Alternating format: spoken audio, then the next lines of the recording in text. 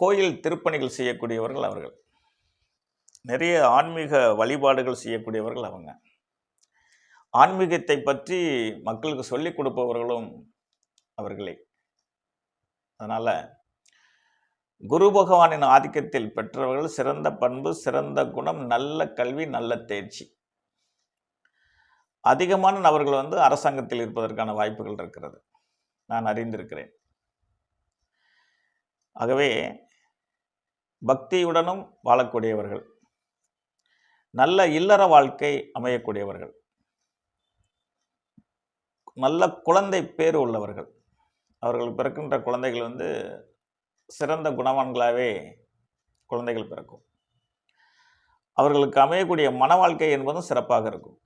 சரியான வயதில் தடைகள் இல்லாமல், தாமதம் இல்லாமல், சரியான வயதில் படித்து தேர்ச்சியாகி வேலைக்கு போயிட்டு சரியான வயதில் திருமண வாழ்க்கையில் அவங்களுக்கு கிடைக்கும், அமைச்சுக்குவாங்க. அதிக நபர்கள் திருமணம் காதல் திருமணம் செய்யறதுக்கான வாய்ப்பு ரொம்ப குறைவு.